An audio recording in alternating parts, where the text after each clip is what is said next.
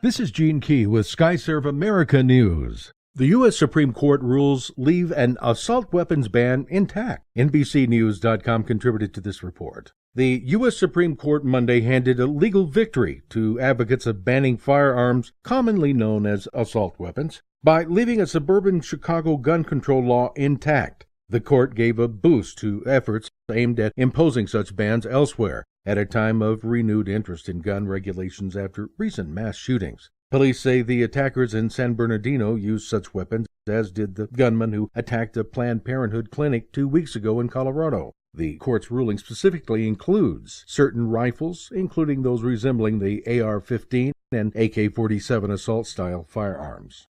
After last week's OPEC meeting, oil opened sharply lower Monday. UPI.com contributed to this report from New York.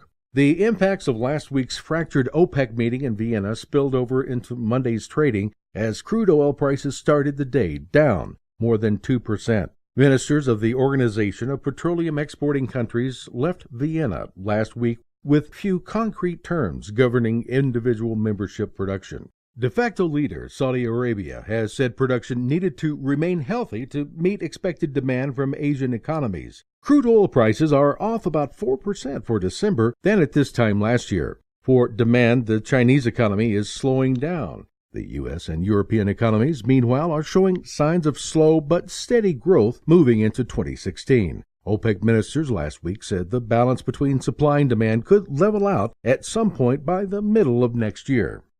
How far would you be willing to go to teach your child a lesson? A Missouri family went so far as to have their son kidnapped. UPI.com contributed to this report from Troy, Missouri. A 6-year-old boy was kidnapped by his family, stripped of his pants, and threatened with a gun to teach him a lesson about being too nice to strangers. The abduction lasted for about 4 hours. Family members told investigators their primary intent was to educate the victim and felt that they did nothing wrong. The boy's mother, his grandmother, his aunt, and co-worker Nathan Wynn Fairvoid were arrested on charges that include kidnapping and neglect of a child. Fairvoid lured the child into his truck as he was getting off his school bus and told the little boy he would never see his mommy again. He then took the boy, still blindfolded, to the basement of his own home. After the boy's restraints were removed, the child was told to go upstairs, where his family lectured him about stranger danger.